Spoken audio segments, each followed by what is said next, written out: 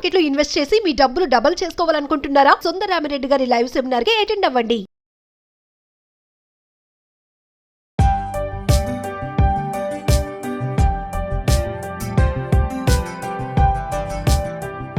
నమస్తే, welcome back to Suman TV. Present మనతో పాటు ఉన్నారు తోడు నీడ ఆర్గనైజేషన్ ఫౌండర్ రాజేశ్వరి మేడం.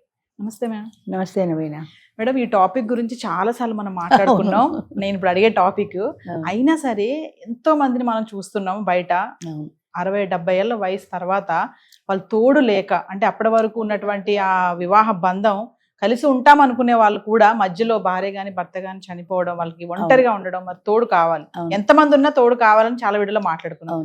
అయితే వీళ్ళు మళ్ళీ తోడు కోసం ముందుకు అడుగు వేయడానికి పిల్లలు బాగా అడ్డొస్తున్నారు. అంటే అసలు కారణం ఏంటంటారు? ఎందుకు అడ్డొస్తున్నారు? దీనికి ప్రధానమైన కారణం సోషల్ స్టిగ్మా అమ్మ. ఆడది మళ్ళీ పెళ్లి ఇంత వయసు వచ్చిన తర్వాత అన్నది సొసైటీ యాక్సెప్ట్ చేయదు. అది చట్ట ప్రకారం కరెక్టే కావచ్చు, శాస్త్ర ప్రకారం కరెక్టే కావచ్చు, కానీ వీళ్ళ మైండ్ లో ఏనాటి నుంచో పాతుపోయింది. చాలాసార్లు చెప్పాను. మా మెంబర్ ఒక ఆయన పోలీస్ కమిషనర్ గా చేశాడు. ఆయన వాళ్ళ బంధువులోనే ఒక ఆమెను పెళ్లి చేసుకోవాలనుకున్నాడు. ఆమె విడో. బంధువులు ఒప్పుకోవాలా, నువ్వు ఎక్కడైనా ఎవరినైనా చేసుకో, ఆమె ఇంకో పెళ్లి చేసుకోవడానికి వీల్లేదు, మా పరువు పోతుంది. ఏం పరువు పోతుంది? ఆమె పెళ్లి చేసుకుంటే మీ పరువు ఎందుకు పోతుంది? వీల్లేదు, అంతే. ఎట్టి పరిస్థితుల్లో ఆమెను పెళ్లి చేసుకోవడానికి వీల్లేదని అడ్డం పడ్డారు. వీళ్ళకి ఏంటి సంబంధం? ఆమె కుటుంబానికి సంబంధించిన సమస్య. ఆమె కొడుకు ఒప్పుకున్నాడు, ఆమెకు కొడుకు ఒప్పుకున్నాడు, ఆమె ఒప్పుకుంది, చేసుకోబోయేవాడు ఒప్పుకున్నాడు. ఇంకా వీళ్ళందరికీ ఏంటి? మా పరువు పోతుంది. ఈ పరువు అనే దాంతో పరువు హత్యలు ఎన్ని చోట్ల మనం కూడా పేపర్లో చూసాం. అమ్మాయిని కొట్టి తీసుకెళ్ళిపోయారు. ఇలాంటివి ఎందుకు పరువు పోతుంది? అసలు పరువు ఎక్కడుంది మీకు? 15 ఏళ్ళ నుంచి నేను పెళ్లి చేసుకుని ఇలాగే ఉన్నాను, నేను హ్యాపీగా లేనా? నా పరువు ఏం పోయింది? పోయిందనుకుంటే మీరు అనుకుంటారు, నేను అనుకోలేదు. పోయిన వాళ్ళని అసలు లెక్క పెట్టుకు, నీతో మాట్లాడని వాళ్ళ గురించి నువ్వు పట్టించుకోకు అని ఎప్పుడు చెప్తాను. నీ పద్ధతి న్యాయమైనప్పుడు, నువ్వు చేసే పని సక్రమంగా ఉన్నప్పుడు ఎవరు మాట్లాడకపోయినా పట్టించుకోకు. నాతో కూడా చాలా మంది మాట్లాడరు, మా బంధువుల్లో చాలా మంది నాతో మాట్లాడరు, ఇదేదో తక్కువ పని చేశాను అనే మీరు అనుకుంటున్నారు. నాకు ఏదైనా వస్తే ఆడుకోవడానికి నా మనిషి అన్నవాళ్ళు ఒకళ్ళు ఉన్నారనే ధైర్యం నాకుంది. ఇది లేకపోతే ఒంటరిగా ఎలా ఉంటాను నేను? పిల్లలందరూ ఉద్యోగాల్లో వాళ్ళ దారిని వాళ్ళు ఉంటారు. నాకు ఎవరు వచ్చి చేస్తారు? బాగాలేకపోతే 10 రోజులు ఎప్పుడైనా హాస్పిటల్ అడ్మిట్ అయితే ఎవరు చూస్తారు? మీరు అమెరికాలో ఉన్న పిల్లలు సడన్గా 10 రోజులు సెలవు పెట్టి వస్తుంటారా? వాళ్ళకి ఎప్పుడో వీలైనప్పుడు సెలవు పెట్టుకొని వస్తారు. నీ ఖాళీ అయినప్పుడు వాళ్ళకి సెలవు దొరకాలి కదా. ఏదో అంటే నేను డబ్బులు పంపిస్తాను, అంతే. మనిషిని పెట్టుకోండి. నీ మనిషి అన్న వాళ్ళు చేయడానికిను బెడ్ సైడ్ అసిస్టెంట్ పెట్టుకుని, నర్సుని పెట్టుకుని చేయడానికి తేడా లేదా? ఒక ఎమోషనల్ రిలేషన్ ఉంటుంది అక్కడ, ఒక ఎమోషనల్ సపోర్ట్ ఉంటుంది. నీకు ఏం కావాలని ఆత్మీయంగా అడిగే ఆ గొంతులో ఆర్ద్రత నీకు ఎంతో ధైర్యాన్ని ఇస్తుంది. నాకు ఒక మనిషి ఉన్నది అని. అది పిల్లలు అర్థం చేసుకోరు, ఎందుకంటే ఆ ఏజ్లో వాళ్ళకి అర్థం కాదు. ఈ ఒంటరిగా బాధపడుతున్న, తోడు కోసం బాధపడుతున్న తండ్రి కానీ తల్లి కానీ వాళ్ళు అర్థం చేసుకుంటే వాళ్ళకి ఒక తోడు చూపించడానికే వచ్చేవాళ్ళు. ఇప్పటికీ నీకు ఎందుకు పెళ్లి ఈ వయసులో అన్న మాట ఈ రోజుకి నాకు అర్థం కాని విషయం. ఏ వయసులో అయితే పెళ్లి కరెక్టు? 25 ఏళ్ళకైతే కరెక్టు, 50 ఏళ్ళకైతే తప్ప. ఎవరు చెప్పారు? వచ్చి కూర్చోండి నా దగ్గర డిస్కషన్ కంటే ఒక్కళ్ళు రారు. కామెంట్లలో మాత్రం పెట్టేస్తారు ఈ వయసులో పెళ్లి అవసరమా అని. నువ్వు పెళ్ళాన్ని పక్కన పెట్టి కూర్చున్నావు, నీకేం తెలుస్తుంది ఆయన బాధ? ఆయనకి ఎవరు తోడలేక, ఇప్పుడు మన కోవిడ్ వచ్చింది, పని వాళ్ళు కూడా రాలా, ఎట్లా బతుకుతాడు? ఆయనకి వండుకోవడం రాదు. మా ఏజ్ గ్రూప్లో చాలా మందికి వంటలు రావు మగవాళ్ళకు. ఎట్లా వండుకుంటాడు? హోటళ్ళు లేవు, షాపులు లేవు, అన్నీ బంద్, బయట నుంచి సరుకు తెచ్చే మార్గం లేదు. కప్పు కాఫీ కావాలంటే పాలు లేక ఎంత బాధపడి ఉంటారు వాళ్ళు. అసలు ఆ బాధను ఎవరు గుర్తిస్తున్నారు? మీరు ఎవరైనా వచ్చారా? పిల్లలు ఏమన్నా 10 రోజులు సెలవు పెట్టి వచ్చి తండ్రి కోసం కూర్చున్నారా? తల్లి కోసం కూర్చున్నారా? వాళ్ళకి బాగా లేకపోతే అనారోగ్యంగా ఉంటే ఎవరు చూస్తారు? దానికి ఎవ్వరూ జవాబు చెప్పలేరు. అందుకని వాళ్ళొక తోడు కావాలి అనుకుంటారు. It is N emotional need. 50 ఏళ్ల వయసులో వాళ్ళు ఏం పిల్లల్ని కన్నాన్ని పెళ్లి చేసుకోవట్లా. అదెందుకు అర్థం కాదు ఆ పాయింట్? నీకు ఈ వయసులో పెళ్లి అవసరమా? రెండో కారణం ఏంటంటే పిల్లలు అర్థం చేసుకోవడానికి అప్పర్ క్లాస్లో ప్రాపర్టీ. ఆయన లీగల్ మ్యారేజ్ చేసుకున్నాడు అనుకో, ఆమెకు కూడా ఆయన ప్రాపర్టీలో షేర్ వస్తుంది. ఆ షేర్ ఆమెకు ఎందుకు ఇవ్వాలి? ఆ ₹1,00,00,000 ఏదో ఉంటే మాకే వస్తుంది కదా, అది చేసుకోకుండా ఉంటే మాకు ఉంటుంది కదా. అందరూ లేరు అలా ఉన్న వాళ్ళ పిల్లల సంగతే చెప్తున్నా అనే ఉద్దేశంతో, ఆ ఉద్దేశం చెప్పరు. నువ్వు పెళ్లి చేసుకోవడం మాకు ఇష్టం లేదని అడ్డం పడతారు. అంటే పిల్లలు కూడా ఇంత స్వార్థంగా ఆలోచించే పిల్లలు కూడా ఉన్నారా మేడం? చాలా స్వార్థంగా ఆలోచించే పిల్లలు ఉన్నారు. ఇంకా ఇప్పుడు సొసైటీ మారి పిల్లలు కాస్త ముందుకు వస్తున్నారు. మా నాన్నకి పెళ్ళి, మా అమ్మకి పెళ్ళని ఫోన్లు చేస్తూ ఉంటారు. చాలా కొంతవరకు మారింది, కానీ ఇంకా మారాల్సింది చాలా ఉంది. వాళ్ళ సీనియర్ సిటిజన్స్ పెద్ద వయసులో వాళ్ళ యొక్క మానసికమైన ఆనందం ఏం చేస్తే మనం ఆనందంగా ఉంటారు, వాళ్ళు మనం ఏం చేయాలి అనేది పిల్లలు కూడా ఆలోచించి వాళ్ళకి కావాల్సిన తోడు వాళ్ళకి వెతికి పెడితే సగం మంది ప్రశాంతంగా జీవిస్తారమ్మా. అంటే కమింగ్ టు మీ ఆర్గనైజేషన్లో మేడం, చాలా మంది ఇలా పెళ్ళిళ్ళు చేసుకున్న వాళ్ళు ఉన్నారు. మరి చేసుకున్నాక వాళ్ళ పిల్లలు మీ దగ్గరకు వచ్చి ఇష్యూ చేసినటువంటి సందర్భాలు ఏమైనా ఉన్నాయా? చాలా ఉన్నాయమ్మా, గొడవ చేసిన సందర్భాలు ఉన్నాయి. ఒక ఆయన వైశ్యాస్ అనుకుంటా, ఆయన మా దాంట్లో ఒక ఆమెను పెళ్లి చేసుకోవాలనుకున్నాడు.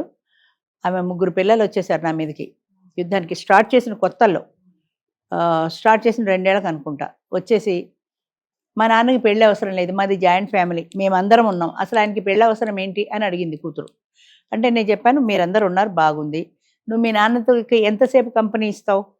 పొద్దున్నే నీ పిల్లలు స్కూలు, మీ ఆయన ఆఫీసు, వంట, ఈ హడావిడి సరిపోతుంది. ఇవన్నీ అయ్యాక 1 గంట వచ్చి కూర్చుంటావు మీ నాన్న దగ్గర, అయిపోతుంది. మళ్ళీ నువ్వు భోంచేయాలి, మీ నాన్నకి అన్నం పెట్టాలి, నీ పనులలోనే ఉంటావు, నువ్వు కాసేపు రెస్ట్ తీసుకుంటావు, సాయంత్రం మళ్ళీ పిల్లలు వచ్చాక వాళ్ళ టిఫిన్లు, వాళ్ళ కాఫీలు, ఆ తర్వాత మొగుడు వస్తాడు, నీ వంటలు, నీ భోజనాలు, రాత్రి వెళ్ళి గదిలో తలుపేసుకు పడుకుంటావు. మీ నాన్నకి నిద్ర పట్టదు, 70 ఏళ్ల వయసులో, ఆయనకి 70 years, నిద్ర పట్టదు, ఒక్కడు కూర్చున్నాడు. నీ తలుపు కొట్టి అమ్మ నాకు కంపెనీ ఇవ్వని పిలుస్తాడా? కొడుకుని పిలుస్తాడా? ఎవరు ఆయనకి కంపెనీ ఇస్తారు ఆ వయసులో? అది మీకు ఎందుకు అర్థం కాదు? అదే భార్యతో కూర్చుంటే ఏదో పిచ్చాపాటి ముసలాళ్ళు ఇద్దరు మాట్లాడుకుంటూ నిద్రపోతారు. నువ్వు నీ భర్తతో నీ సమయం అంతా నీ భర్తతో గడిపి 1 గంట 2 గంటలు నువ్వు తండ్రితో గడిపితే, మా తండ్రికి మేము ఉన్నాం కదా ఎంతవరకు ఉంటావు? 24 hours ఆయనతో ఉండవు కదా. నీ పిల్లలు, నీ ఫ్యామిలీ నీకుంది, అది పోను సమయం మిగిలితే ఉంటావు, లేకపోతే లేదు.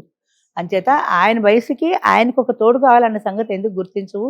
అంటే ప్రాపర్టీ మీ వాటాలు మీకు ఇచ్చేస్తున్నాడు కదా, ఆయనకున్న ప్రాపర్టీలో మీ అందరికీ షేర్లు ఇచ్చేశాడు, ఆయన వాటా తీసుకుని ఆయన పోతున్నాడు, ఆయనకి ఇష్టమైన వాళ్ళు పెళ్లి చేసుకుంటాడు, ఆయన ఇష్టం, ఆయన వాటా మీకేంటి సంబంధం అంటే, ఆ పిల్ల ఒక్క మాట చెప్పింది, ఆయన ఒక్క వాటా కొన్ని కోట్లు చేస్తుంది, ఆయనకి సినిమా హాల్స్ ఉన్నాయి, ఆయన వాటాలో ఒక సినిమా హాల్ పడింది అంటే కొన్ని కోట్లు చేస్తుంది, ఆ కోట్లు మేము ఎందుకు పోగొట్టుకోవాలి? చెరు పెళ్లి కానీ వాళ్ళు ఆయనకి, ఆయన ఏమైనా పెళ్లి చేసుకుంటా అన్నాడని ఆయన బలవంతంగా ఇక్కడి నుంచి బెంగళూరు తీసుకెళ్ళిపోయారు. బెంగళూరులో ఇంకో కొడుకున్నాడు, ఆయన కొడుకు తీసుకెళ్లి ఆ కొడుకు దగ్గర పెట్టారు. ఆయన ఫోన్ తీసుకుని అందులో తోడు నీడలో ఉన్న వాళ్ళ నెంబర్లన్నీ డిలీట్ చేసేసారు. ఆ లేడీతో మాట్లాడతారు కదా, పెళ్లి సెటిల్ అయింది, ఆవిడ నెంబరు, మిగతా నెంబర్లు, ఫ్రెండ్స్ అందరివి డిలీట్ చేసి పెట్టారు ఫోను. ఆయన అదృష్టమో దురదృష్టమో ఒక్క క్యాండిడేట్ ఫోన్ నెంబర్ ఉంది అందులో, అది వాళ్ళు ఎలా మిస్ అయ్యారో ఈయన ఆ క్యాండిడేట్కి ఫోన్ చేశాడు. క్యాండిడేట్ ఫోన్ చేసి, నన్ను ఇక్కడ ఎత్తుకొచ్చారు, బలవంతంగా బెంగళూరులో పెట్టారు, నాకు ఇక్కడ ఉండాలని లేదు, నాకు వచ్చేయాలని ఉంది అని. ఆయన ఏం చేయగలుగుతాడు? ఆయన నాకు ఫోన్ చేశాడు, అమ్మ ఇలా నాకు ఫోన్ చేశాడు, మనం ఫోన్ చేస్తే వాళ్ళు ఎత్తారు, ఈ నెంబర్లు తీసేసారా, ఈ గుర్తుపెట్టుకున్నారు, మనం ఫోన్ చేయడానికి లేదు, వాళ్ళు చేయనివ్వరు. అంటే నేను ఏమన్నానంటే, ధైర్యం చేసి రాగలిగితే వచ్చేయమను, పెళ్లి చేసుకోవాలని అనుకుంటే చేసుకోమను. ఆయన మైనారిటీ తీరని వాళ్ళు చేసుకుంటే తప్పు, కానీ సీనియర్ సిటిజన్ చేసుకుంటే తప్పు కాదు. ఆయన పోరాడే శక్తి ఉంటే రమ్మను, పెళ్లి చేసుకోమని, హాయిగా ఉండమను. ఆయన డబ్బు సమస్య లేదు కదా, మరి అంతకంటే మనం ఏం చేయగలం? మనం బెంగళూరు వెళ్ళినా పిల్లలు పంపించరు అని చెప్పాను. సరే కొన్నాళ్ళకి వచ్చేసాడు కానీ ఆయన పారిపోయారు, ఆయన పిల్లలతో కలిసి వచ్చాడు. వచ్చినప్పుడు ఇక్కడ ఎల్డర్స్ మేళా అని, అప్పట్లో మేము 2013-14 ఆ టైంలో ఎల్డర్స్ మేళా అని సీనియర్ సిటిజన్స్ కోసం ఒక మేళా పెట్టాం. ఆ మేళాకు వచ్చాడు చూడడానికి. ఆయన చూడగానే నేను గుర్తుపట్టి బాగున్నారా అని పలకరించబోయా. ఆయన వెనక సైగ చేస్తున్నాడు. అంటే ఆయన వెనక ఎవరో బాడీగార్డ్ని ఇచ్చి పంపించారు, ఆయన మేము ఎవరైనా కనపడితే మాట్లాడకూడదని. అంత కంట్రోల్ పెడతారు కొంతమంది పిల్లలు, అందరూ కాదు. పిల్లలు దగ్గరుండి పెళ్లి చేసిన వాళ్ళు కూడా ఉన్నారు మా దాంట్లో. అమెరికా నుంచి వచ్చాడు కొడుకు, మా నాన్నకు పెళ్లి అన్నట్టు వాళ్ళ నాన్నకి, ఆయన పేరు ఏదో రెడ్డి, పేరు గుర్తురావట్లేదు నాకు, ఆయనకి పెళ్లి చేయడానికి కొడుకు అక్కడి నుంచి వచ్చాడు. సో ఇలాంటి కథలు ఉన్నాయి, అలాంటి కథలు ఉన్నాయి. ఫైనల్ గా మేడం, మరి ఇంత స్వార్థంగా ఆలోచించి పిల్లలకి మీరు ఏమైనా చెప్తారా? అమ్మ, ఎప్పుడైనా సరే జీవితం అనేది మన ఇష్టంతో, మన సొంతంగా, మన అభిప్రాయంతో హ్యాపీగా గడవాలి. ముఖ్యంగా వృద్ధాప్యంలో వాళ్ళు చావుకి దగ్గర పడుతున్నారు. 3/4 జీవితం అయిపోయింది, మిగిలింది 1/4. ఆ 1/4 జీవితము వాళ్ళు ఎలా ఉంటే ప్రశాంతంగా ఉంటుంది, వాళ్ళు ఎలా హ్యాపీగా ఉంటారు అని చూడడం అనేది పిల్లల బాధ్యత. ఎందుకంటే వాళ్ళు చిన్నపిల్లలప్పుడు కన్న తల్లి తండ్రి వాళ్ళకి ఏం కావాలి, వాళ్ళు ఏం చేస్తే సంతోషంగా ఉంటారు, వాళ్ళ పిల్లలతో పిక్నిక్ వెళ్తామన్నారు, వాళ్ళ ఏజ్ గ్రూప్తో టూర్ వెళ్తామన్నారు అని ఆనందించి అప్పో సప్పో చేసి పిల్లల్ని పంపిస్తున్నారు. ఎందుకని? పిల్లల సంతోషం కోసం. పిల్లల సంతోషం కోసం పెద్దలు చేసినప్పుడు అదే పెద్దల సంతోషం కోసం పిల్లలకి బాధ్యత లేదా? చేయాల్సిన బాధ్యత. ఎకరం పొలం ఉందంటే కొట్టు చచ్చిపోయి రోడ్డు ఎక్కుతారు, హక్కుల గురించి మాట్లాడతారు కానీ బాధ్యతల గురించి మర్చిపోతారు. చాలామంది పిల్లలు, చేసే పిల్లలు ఎప్పుడు చేస్తున్నారు కాదంటల్లా. ఎందుకు అలా? కాకపోతే ఎంతమంది ఓల్డేజ్ హోమ్లో మగ్గుతున్నారు. కన్నత పిల్లలు బ్రతికుండగా ఓల్డేజ్ హోమ్లో ఉండాల్సిన కర్మ వాళ్ళకేంటి? మీరు చూడకపోతేనే కదా వెళ్ళాల్సి వచ్చింది, లేదా వాళ్ళ ఇష్టం ప్రకారం వాళ్ళు వెళ్ళారు, ఇక్కడ కంఫర్ట్గా లేకపోతేనే అక్కడికి వెళ్ళారు అని ఎందుకు అనుకోరు?